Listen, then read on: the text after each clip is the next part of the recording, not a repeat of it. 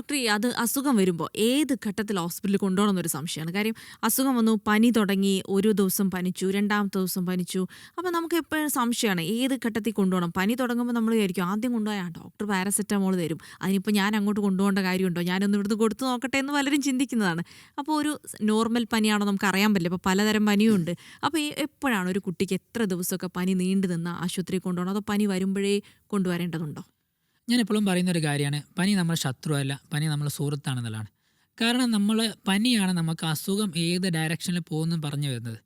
അപ്പോൾ നല്ല അതിശക്തമായ പനിയാണ്, കുട്ടിക്ക് ഒരു 40 ഡിഗ്രിയിലും കൂടുതലുണ്ട്, അല്ലെങ്കിൽ കുട്ടിക്ക് അമിതമായ ക്ഷീണമുണ്ട്, കുട്ടിക്ക് റിക്കറൻറ്റ് വോമിറ്റിംഗ് ഉണ്ട്, നമുക്ക് അബോധാവസ്ഥ വരുന്നുണ്ട്, കുട്ടി തീരെ ഫുഡൊന്നും കഴിക്കുന്നില്ല, ഭക്ഷണം കഴിക്കുന്നില്ല, അല്ലെങ്കിൽ കുട്ടി ഭയങ്കര ടയേർഡാണ്, നന്നായിട്ട് റെസ്പോണ്ട് ചെയ്യുന്നില്ല, ആകെ മൊത്തം കുട്ടി നോട്ട് വെൽ എന്ന് തോന്നുകയാണെങ്കിൽ നമ്മൾ പെട്ടെന്ന് കാണിക്കണം.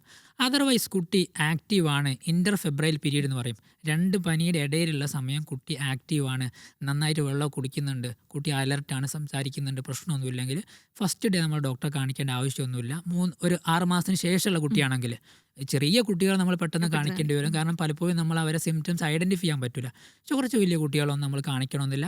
ഫസ്റ്റ് ഡേ നമ്മൾ പാരസെറ്റമോൾ കൊടുത്ത് നോക്കുക, നന്നായിട്ട് ഹൈഡ്രേറ്റ് ചെയ്യുക, അഡിക്വേറ്റ് റെസ്റ്റ് കൊടുക്കുക, എന്നിട്ട് നമ്മൾ ഒബ്സർവ് ചെയ്യുക. നെക്സ്റ്റ് ഡേ ചെറിയ ജലദോഷം തുടങ്ങുന്നത് നമ്മൾ സേഫായി, വലിയ കുഴപ്പമില്ല. നെക്സ്റ്റ് ഡേ കുട്ടിക്ക് നല്ല വയറിളക്കം തുടങ്ങുന്നുണ്ട്, പിന്നെ നല്ല ബ്ലഡൊക്കെ ആയിട്ട് വയറ്റുന്ന് പോകുന്നുണ്ട്, അല്ലെങ്കിൽ കുട്ടിക്ക് അമിതമായ ക്ഷീണമുണ്ട്, അങ്ങനെയാണ് പെട്ടെന്ന് കാണിക്കുക.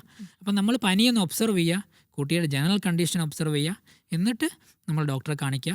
ഇനി ഒരു മദറിന് ചൈൽഡ് നോട്ട് വെൽ എന്ന് തോന്നുകയാണ്, നമ്മൾ മദറാണ് ഏറ്റവും ഫസ്റ്റ് ഡോക്ടർ എന്ന് പറയാം. എൻ്റെ കുട്ടി ഓക്കെ അല്ല എന്ന് മദർ പറഞ്ഞു കഴിഞ്ഞാൽ നമ്മൾ കുട്ടിയെ വീട്ടിൽ വിടില്ല. അപ്പോൾ ചില സമയത്തൊക്കെ കുട്ടിയെ കൊണ്ടുവരും.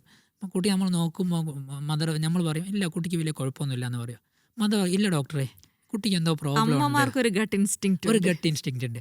അങ്ങനെ ഒരു പ്രോബ്ലം ഉണ്ടെങ്കിൽ ഡെഫിനറ്റ്ലി ഡോക്ടറെ കാണിക്കുക. ഡോക്ടർ ഒന്ന് റീഅഷ്യൂർ ചെയ്യും, ഡോക്ടർ നോക്കും. അതർവൈസ് നമ്മൾ പനി എങ്ങനെ പേടിച്ചിട്ട് പെട്ടെന്ന് പാരസെറ്റമോൾ കൊടുക്കുക. പഠനങ്ങൾ പറയുന്നത് നമ്മൾ പെട്ടെന്ന് പാരസെറ്റമോൾ കൊടുക്കേണ്ട കാര്യമല്ല എന്നുള്ള. ചെറിയ പനിയിൽ നമ്മൾ കുട്ടിയെ ഡിസ്കംഫേർട്ട് ഉണ്ടെങ്കിൽ മാത്രം പാരസെറ്റമോൾ കൊടുത്താൽ മതി. ചെറിയ പനിക്കൊക്കെ അവരങ്ങ് ടോളറേറ്റ് ചെയ്യും. ഡോക്ടർ, ഈ ചെറിയ പനി, ചുമ, ജലദോഷം അതിനൊക്കെ നമുക്ക് വീട്ടിൽ തന്നെ ചെയ്യാൻ പറ്റുന്ന കാര്യങ്ങളുണ്ടോ? വീട്ടിൽ തന്നെ ചെയ്യാൻ പറ്റുന്നതാണ് നമ്മൾ ഈ പറയുന്ന കുട്ടിയെ നന്നായിട്ട് ഹൈഡ്രേറ്റ് ചെയ്യുക, കുട്ടിയെ അഡ്യൂക്കേറ്റ് ആയിട്ട് പിന്നെ ഫുഡ് കൊടുക്കുക, റെസ്റ്റ് കൊടുക്കുക. പിന്നെ സെലൈൻ ഡ്രോപ്സ് ഒക്കെ ഉണ്ടാകും നമ്മുടെ വീട്ടിൽ അവൈലബിൾ, അത് മൂക്കടപ്പിനൊക്കെ നമുക്ക് ഉറ്റിച്ച് കൊടുക്കാം.